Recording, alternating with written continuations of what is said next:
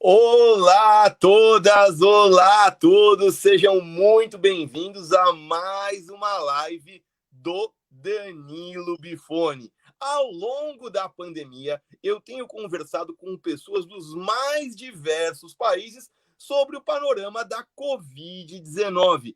A minha convidada de hoje é a Tatiana, diretamente de Moscou. Você que acompanha as lives do Danilo Bifone, não esqueça de deixar o seu like, de comentar e compartilhar essa live.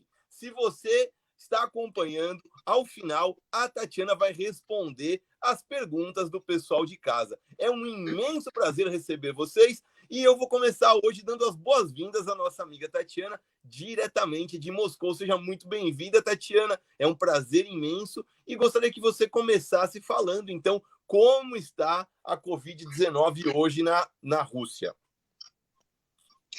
Oi, Danilo. Bom dia, né? Porque é 1 hora só, então bom dia no Brasil. Aqui é tarde já, porque já são 7 horas. Então, falando sobre a situação do coronavírus na Rússia, eu quero dizer que a situação é muito, não é simples, assim, porque a Rússia é muito grande, igual o Brasil, né? Então, dependendo da região, a situação é uma ou outra, né? Pode ser muito diferente. Mas eu moro em Moscou e eu conheço mais ou menos, né, a situação em Moscou, e eu posso falar um pouquinho disso, eu posso falar também sobre o que eu sei das outras regiões, mas não tenho muita informação, assim, algumas coisas, tal, mas, sobretudo eu posso falar de Moscou, né? E então, aqui agora a situação melhorou muito, porque a gente teve uma situação difícil faz, acho que 2 meses, foi o pique, como é que se fala? O pique, o pico? O O, pico. o pico, isso aí. Então, a gente teve o pico da epidemia, Epidemia. Tá e perfeito. Seu português é muito melhor do que o meu russo. tá, obrigada. Então, e agora o número dos novos registrados, pessoas registradas com a coronavírus todos os dias, ah, diminuiu muito. No tempo quando era o pico, acho que era no final do maio em Moscou, tinha tipo 5, 6 mil todos os dias, né? E agora são só 600 pessoas todos os dias, né? E Moscou sempre foi o centro do coronavírus na Rússia, porque a maior cidade da Rússia, a cidade com população mais ativa socialmente, profissionalmente, em todos os sentidos, né? E com muita densidade, posso falar assim? Tipo, tem muita gente que mora no mesmo lugar, né? Então, Sim, uma é densidade populacional isso. grande. Isso. Então, por isso que Moscou sempre foi o centro do coronavírus em Moscou, na Rússia, e foi a primeira cidade onde tudo iniciou, e aí depois, já depois foi para outras regiões da Rússia. Então, nós fomos os primeiros na Rússia e fomos a região mais sofrida. Tadinhos. É. Mas agora já parece que a situação melhorou e agora nós temos teste de anticorpos. É isso? Como é que se fala? Anticorpos, né? Anticorpos, tá perfeito. Isso. Então, para saber se as pessoas tiveram coronavírus, porque tem muitos casos não registrados, né? Então, eu pessoalmente também não sabia que eu tive coronavírus, mas hoje eu recebi os resultados e eu tive, porque eu tenho anticorpos também. Né? Só que eu tive uma forma muito leve, quase que eu pensava que era um gripe assim, leve, normal, mas era coronavírus. É. E Nossa, que segundo os sorte, hein, testes de. Tatiana? Oi? Muita sorte, né? Não teve nenhum sintoma grave. É. É, muita sorte mesmo. Então, segundo os resultados dos testes, parece que em Moscou, tipo, 20% da população teve coronavírus então já tem imunidade. Ou não, ninguém sabe, né, como é que vai ser, mas de momento, agora parece que sim. Vamos ver. O grande problema que ainda não está definido, os estudos são inconclusivos, não se sabe se a pessoa que teve e manifestou os sintomas ou teve uns sintomas leves, se ela já está imune, né? Alguns estudos dizem que depois de 3 meses ela perde essa imunidade, ou já teve um caso na China do sujeito ter se recontaminado depois de um período. Então, como é uma doença muito nova, os estudos são muito inconclusivos ainda. E o que leva assim, a gente a manter esse isolamento, né? Como tem sido o isolamento na Rússia? Vocês fizeram um lockdown severo? Como foi? Sim, bom, é relativo, né? Eu sei como foi, por exemplo, na Itália, na Espanha. Acho que o lockdown russo não era tão severo assim, mas era bem severo também. Por exemplo, a gente não podia. Bom, eu tô falando de Moscou, né? Sempre, porque eu não sei como é que foi. Depende, em outras regiões depende da região sempre. Mas em Moscou foi bastante severo e estrito. Por exemplo, em abril, a gente não podia sair de casa, só podíamos sair de casa para ir ao supermercado, só, ou então, se você tiver algum problema de saúde, coisas assim.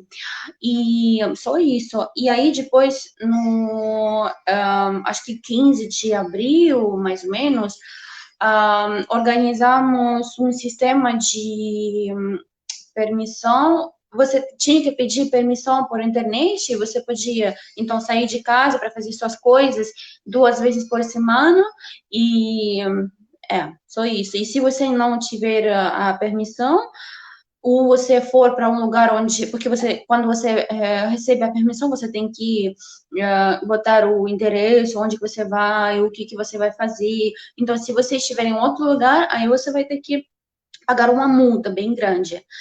Mas isso foi só no início daquela coisa, em abril. Aí, em maio, já tivemos uma coisa assim mais. Já nos permitiram fazer mais coisas, já deixaram de nos multar tanto, e as pessoas já começaram a sair na rua mais, bem mais.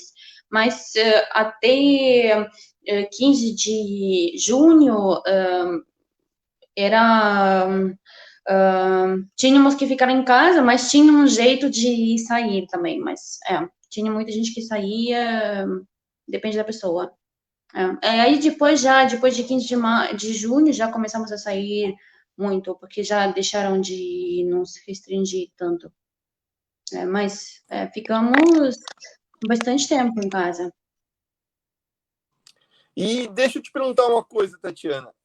As máscaras são obrigatórias? Vocês têm usado máscaras hoje para sair de casa? Você comentou agora que você tinha ido a um restaurante. Como tem sido a circulação de pessoas atualmente aí em Moscou? Uhum.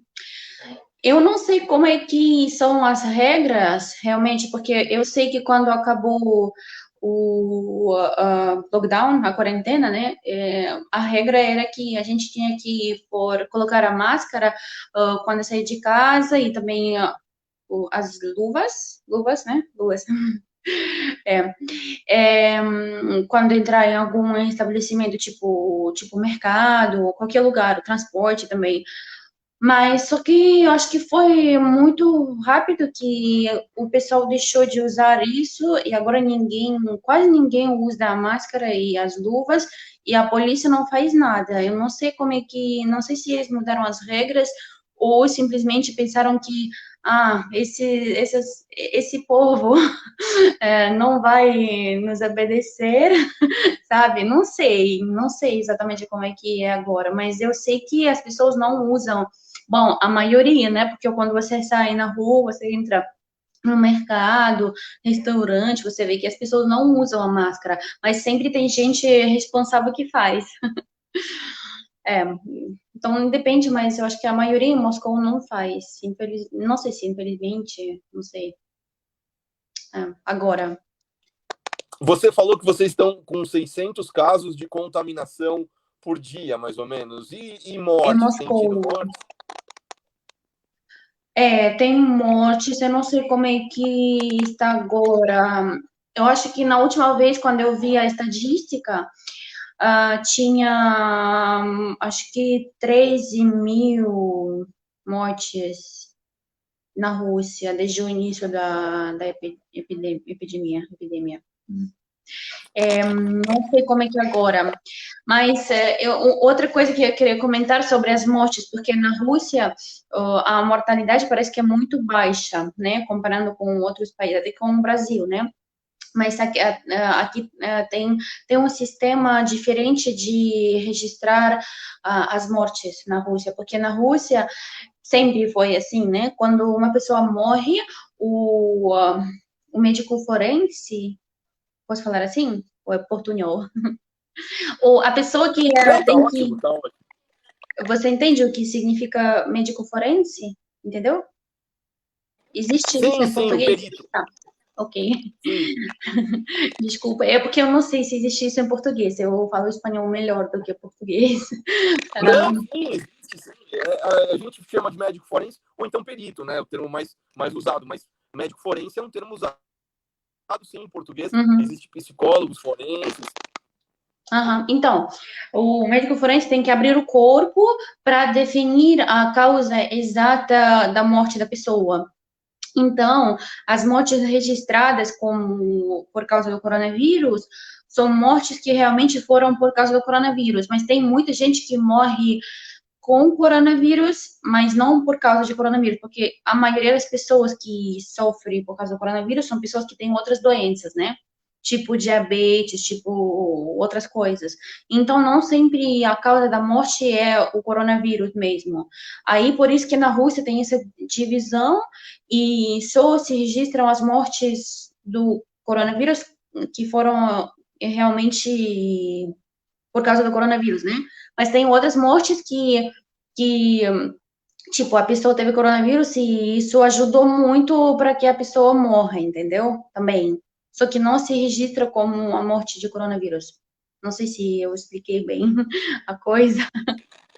Não, tá ótimo. O que deu para entender, então, é que eventualmente vocês têm uma subnotificação, porque, na verdade, se a gente fosse levar em consideração os que morreram pelos efeitos e resultados diversos da infecção, também, como no Brasil, eles foram computados, ou como alguns lugares do mundo, né?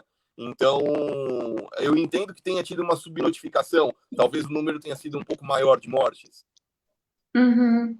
Não, tipo, eu acho que o dobro ou o triplo, uma coisa assim, bem mais, na verdade. É. Perfeito. Tatiana, você comentou comigo que você morou no Brasil, você morou no Rio de Janeiro e morou, Morei. inclusive, em comunidades, né? Ali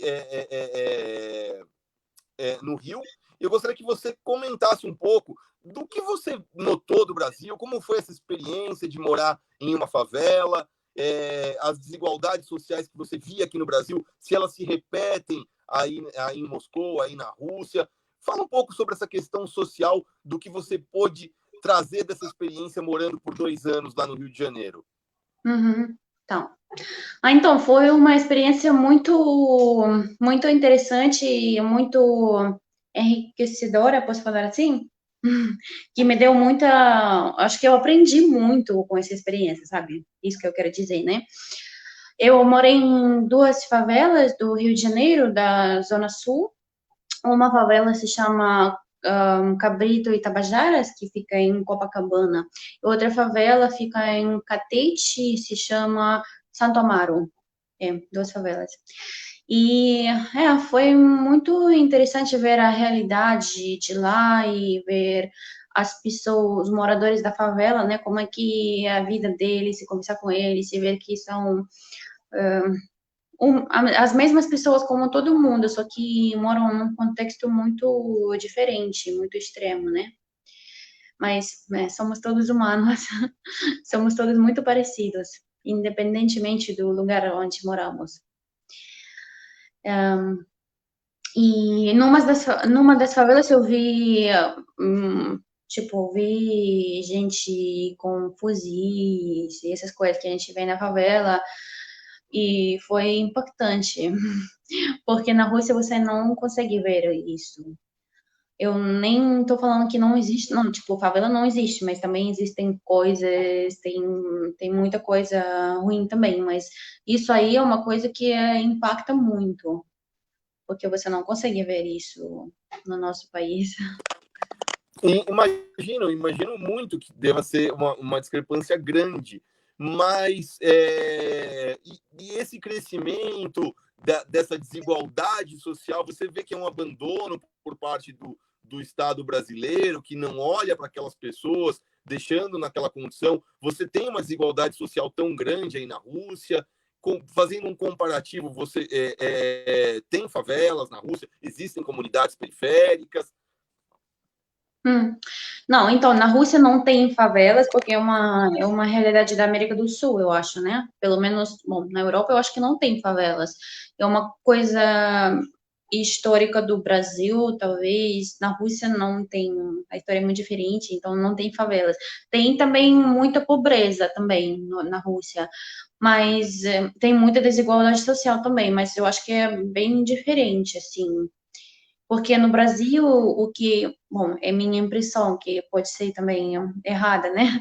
Mas eu tive a impressão que tem, tipo, não dá para dizer que tem duas partes, porque a sociedade sempre é bem mais complexa, né? Mas simplificando muito, tipo, tem duas partes, tem pessoa, tem classe meia e tem gente com dinheiro e tem aquelas pessoas que moram na favela, que não tem dinheiro e a divisão é muito grande, você pode ver isso muito, tipo, é bem extremo.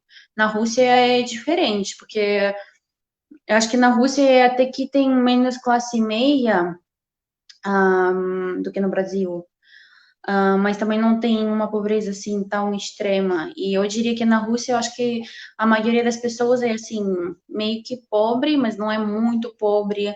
E depois tem também muito pouca gente que é muito rica, tipo, incrivelmente rica. Acho que no Brasil também tem gente assim, né? Tipo, donos de empresas grandes e tal. Então, na Rússia também.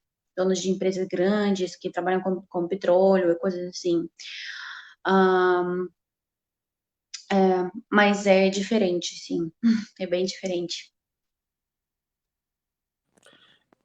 E, na sua impressão, como você vê o Brasil em relação aos últimos anos que ele tem encaminhado, então, para um governo de extrema-direita, né, diferente do que a gente teve no passado, e como tem chegado, então, esse negacionismo brasileiro aí na Rússia, que o nosso chefe do executivo, o nosso presidente, negou os efeitos da doença e, inclusive, relutou durante muito tempo em falar sobre riscos, sempre relativizando, dizendo que aquilo era uma gripezinha, quando na verdade a gente sabe que não é. Como foi isso para vocês aí em Moscou? A imprensa chegou a veicular alguma coisa? Não, na verdade não muito, porque a gente não sabe muita coisa sobre o Brasil aqui, é muito longe, não tem muito contato, assim. A gente soube mais sobre o que estava acontecendo nos Estados Unidos, né? Porque eu acho que lá é uma situação, assim, bem parecida, porque o presidente dos Estados Unidos também estava negando o coronavírus e, tipo, parecido, né? Como o Bolsonaro. Então a gente soube mais sobre isso. Aqui também tem muita gente que não acredita no coronavírus e tem gente que acha que tudo é mentira, que não tem que ficar em casa. Tem todo tipo de opinião na Rússia. Então tem muita gente que acha isso legal. Mas o governo organizou a quarentena. Eu pessoalmente acho isso bom. Eu acho que foi uma decisão correta de fazer-nos ficar em casa. Mas então, tem muitas pessoas e tem muitas opiniões também, mas sobre o Brasil a gente não sabe nada. Eu até que sei, porque eu ainda tenho vários amigos do Brasil que me comentam coisas e sempre falam mal do Bolsonaro. Ah, bom, não todas, mas quase todas, é. Sobre o câmbio no Brasil, eu fui embora há 3 anos e o Bolsonaro ainda não, nem se as pessoas nem conheciam ele, eu acho, naquela época. Naquela época tinha o Fora Temer, o, o Michel Temer, Fora Temer. E, e eu também não sei como é que eu posso comparar, porque eu morei 2 anos, eu acho que eu morei no último ano da Dilma e depois no primeiro ano do Fora Temer. E eu lembro muita. As pessoas estavam muito furiosas com essa coisa. Tinha muitas pessoas que falavam que era golpe, tinha outras pessoas que estavam muito em contra da Dilma, tinha todo tipo de opiniões. Um, é. Perfeito, Mas tá agora eu ótimo. não sei. E me fala um pouquinho, vocês, com o lockdown, vocês tiveram alguma ajuda do governo para poder ficar em casa, para poder pagar as contas? Como foi essa questão financeira durante esse lockdown? Você continuou suas aulas online, né? Sim, bom, para mim foi tudo bem, porque eu estava continuei trabalhando como sempre. Então, até que eu tive mais trabalho, né? Porque eu tinha muita gente que ficava em casa e queria estudar comigo. Então, foi bem para mim. Mas tinha muitas pessoas que sofreram por causa do coronavírus. Essa questão, na verdade, é uma das questões mais discutíveis na Rússia, porque até que tem gente que acha que a quarentena foi necessária, tal, mas a maioria das pessoas acha que a ajuda do governo não foi suficiente, porque, bom, quase que não teve ajuda, na verdade. Teve alguma ajuda, mas muito pouca. Quando começou a quarentena, o nosso presidente falou que as empresas vão ter que fechar, né? Muitas empresas, tipo restaurante, hotéis e tal, mas tem que continuar pagando o salário para as pessoas. E, bom, isso é legal para as pessoas, só que também não é possível fazer isso, né? Quando o negócio não funciona, como é que eles vão pagar o salário? É difícil, né? Aí eu acho que o Estado ajudou um pouco as empresas, mas a ajuda era tão pouca que teve muitas empresas que quebraram e foi muito difícil. Em Moscou, até que eu acho que não estava tão ruim assim, porque Moscou tem muito trabalho de escritório, tem muitas pessoas que trabalham com a tecnologia e coisas assim. Então, a maioria das pessoas simplesmente ficaram em casa trabalhando e não teve maior problema, assim. Mas nas outras regiões da Rússia, a maioria das pessoas não trabalha nos escritórios, mas trabalha, tipo, na loja, no restaurante, vendendo coisas, tipo, com contato físico, né? Fazendo coisas fisicamente. Aí não tem como ficar em casa e trabalhar. Aí tem mais problema, então, por isso. Teve ajuda, sim, mas teve uma ajuda muito pequena, não foi suficiente. E quando a pessoa está desempregada, ela recebeu dinheiro, recebeu algum auxílio quem tivesse desempregado?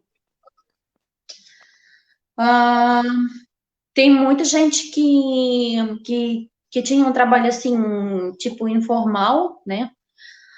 Aí essas pessoas simplesmente perderam o trabalho, porque nem tinham contrato, né? Não tem como continuar recebendo salário.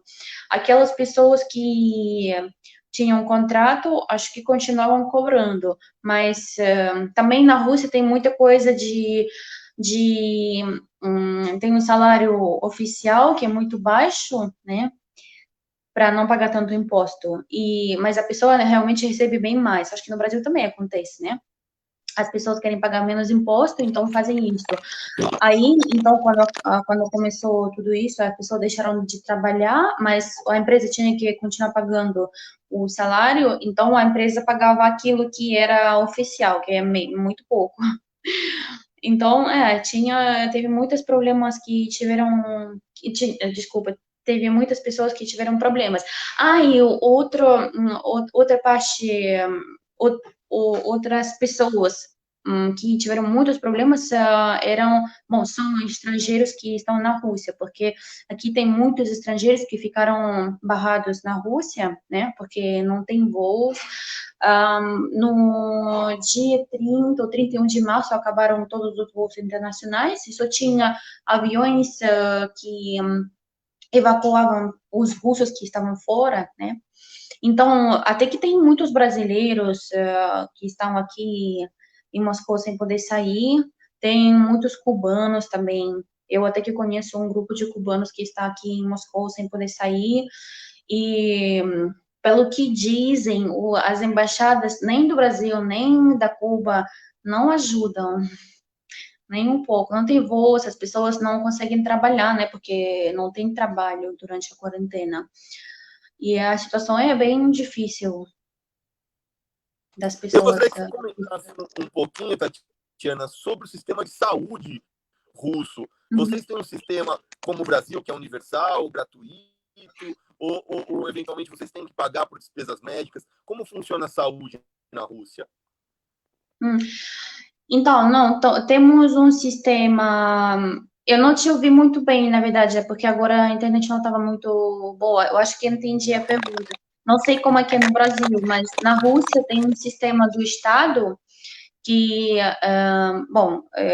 saúde pública, né? Que é gratuita para todo mundo e é decente, assim. Não sei te falar se é boa, mas não é muito ruim também, não. É decente. E aí, quando começou tudo isso de coronavírus, o Estado também investiu muito dinheiro para dar esse dinheiro aos hospitais, abriu hospitais novos para receber as pessoas com coronavírus. E então, as pessoas que tiveram a situação muito grave receberam ajuda. Mas em alguns momentos, quando era o pico, né, tinha também gente que tinha coronavírus, tinha problemas de saúde, mas não recebeu ajuda porque os hospitais estavam lotados. E continua acontecendo isso também fora de Moscou, em outras regiões, onde não tem muita gente contagiada e não tem muitos hospitais. Isso acontece agora também. Mas em Moscou, pelo menos, eu acho que as pessoas mais necessitadas nesse sentido receberam ajuda e foi bem, finalmente. Tá ótimo, Tatiana. E me fala um pouco, as aulas já voltaram, as crianças já voltaram para a escola, elas tiveram aula online, como funcionou essa questão da educação durante a pandemia? Hum. A questão de educação, bom, agora estamos no verão, né? E as escolas estão fechadas até o setembro. Então, agora nem precisa fazer nada, porque as crianças não estudam. Mas quando aquela coisa começou no final de março, as escolas fecharam, então as crianças tinham que estudar online, né? Como acho que em muitos países do mundo. E, bom, acho que até que foi bom, né? Porque muitas pessoas tiveram que aprender como usar a tecnologia, então, desde meu ponto de vista, eu acho que foi um avanço, assim, desenvolvimento para todo mundo. Então foi organizado por internet e não sei como é que vai ser em setembro, depende de como a situação evoluir, né? Se tiver a segunda onda, pode ser que seja de novo por internet. Vamos ver. Vocês estão se preparando para uma segunda onda, porque agora é verão, vocês, de certa forma, não estão com o mesmo risco que a gente aqui no Brasil, com os ambientes fechados, por ser frio e tudo mais. Qual tem sido a orientação por conta dessa segunda onda?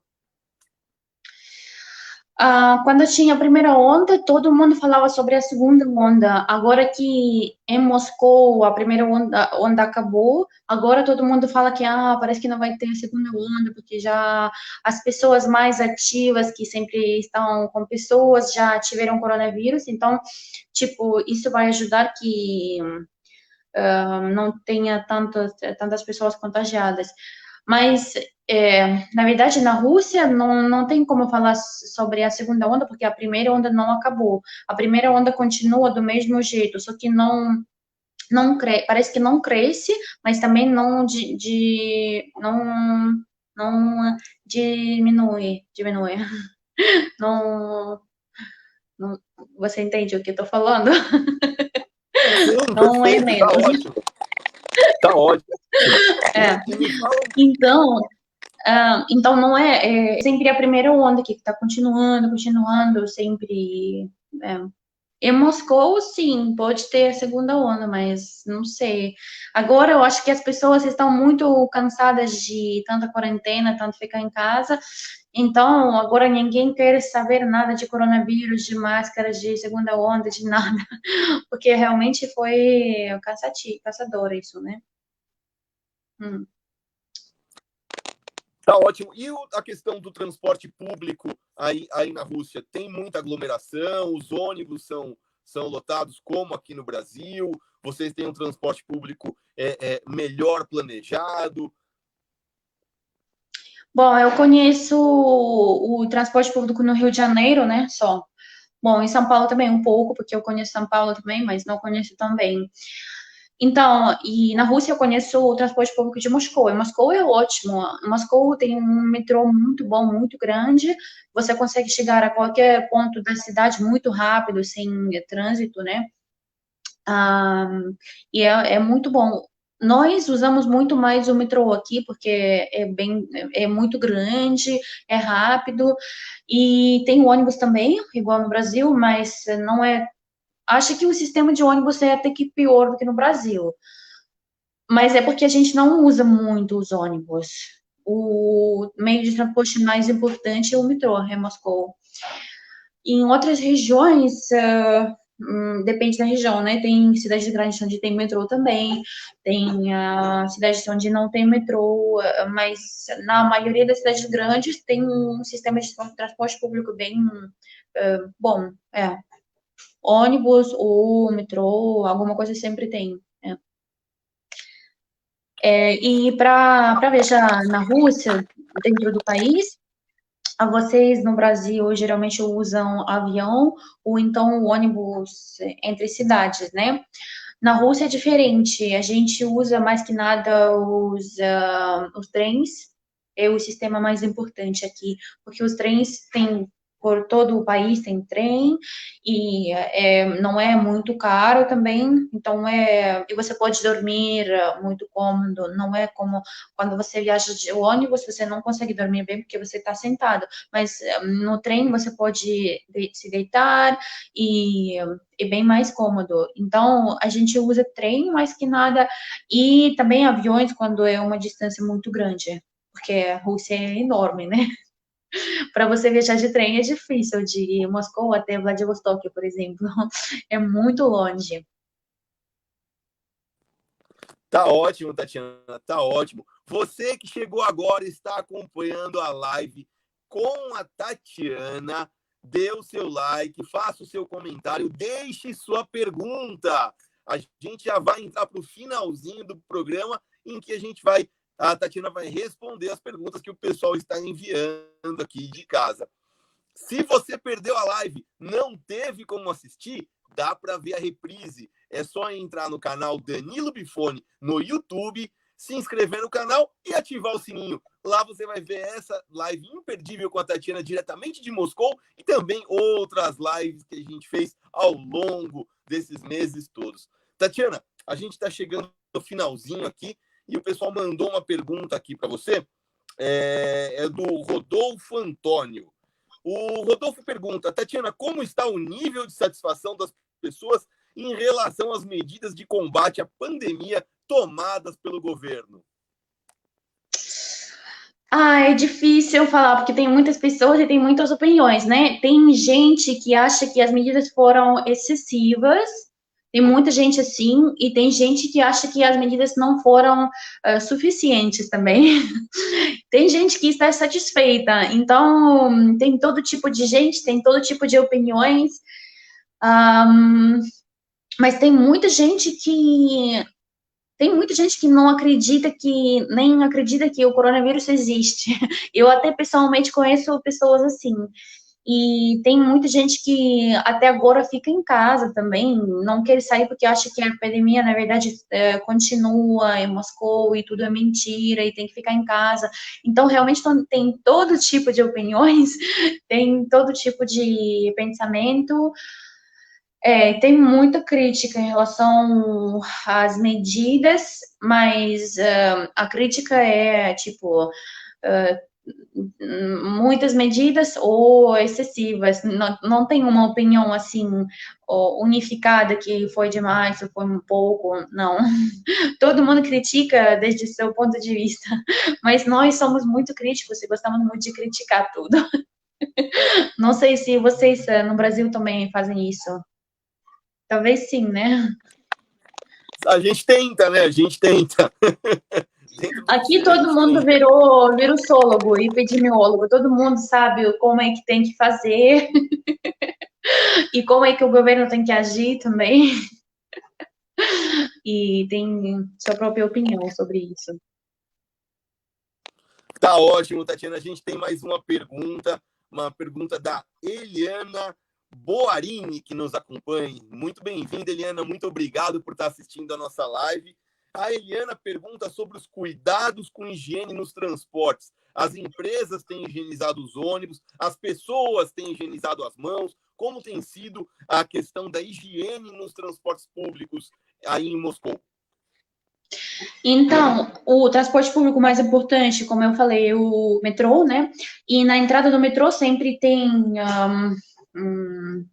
tipo, tem um spray, né? Tipo, um spray para você desinfectar as mãos e as pessoas fazem isso, muitas pessoas, eu, pelo menos, quando eu entro no metrô, sempre faço. Nos ônibus eu não sei como é que é, porque eu não uso ônibus, mas eu acho que nos ônibus não tem isso. Não sei, não sei. No metrô as pessoas fazem isso e, pelo que eu ouvi, acho que o governo organiza a limpeza dos trens, dos ônibus, tipo, com muita frequência. Eles passam um remédio para desinfectar e coisas assim. E também fora do transporte, por exemplo, se você entrar num mercado, é a mesma coisa. Na entrada você tem uma coisa um spray para você desinfectar as mãos. Tem muitos mercados que exigem você pôr a máscara e as luvas, depende do mercado também, mas tem mercados que exigem isso, tem mercados que não. E os mercados anunciam que eles desinfectam aquilo que as pessoas tocam, né? Os carrinhos, se fala, aquilo que onde você coloca a comida, né? Isso. Então, acho que se faz a higiene. Espero que no Brasil também se faça.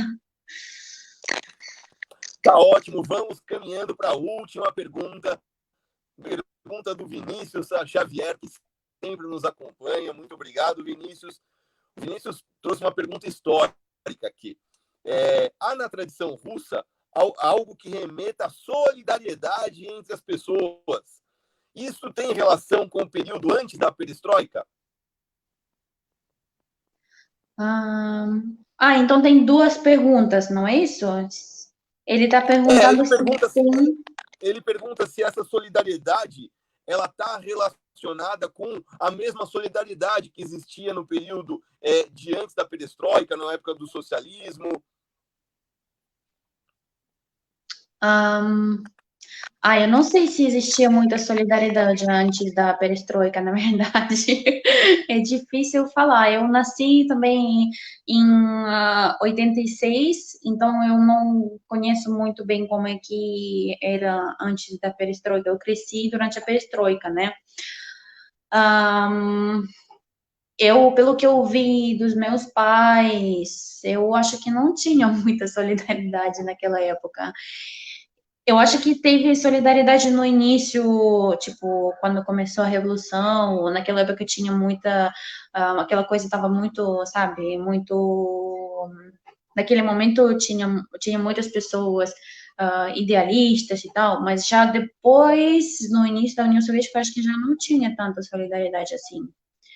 E agora, eu acho que agora está crescendo essa coisa de solidariedade. Pelo menos eu espero que seja assim, que eu acho isso muito importante. Tá ótimo, Tatiana. Eu agradeço muito a sua presença. Você de casa que acabou perdendo algum pedacinho, quer assistir a reprise, é só assinar o nosso canal do YouTube e ativar o sininho. É só buscar ali Danilo Bifone. Eu agradeço, eu tive a grata satisfação de conversar com a Tatiana diretamente de Moscou. Meu muito obrigado, Tatiana. Agradeço demais a sua presença nesse bate-papo de hoje. E se puder, fique em casa. Se tiver de sair, use máscara. Spasiba e do свидания. Спасибо. Obrigada eu. До свидания. Tchau, tchau. До свидания.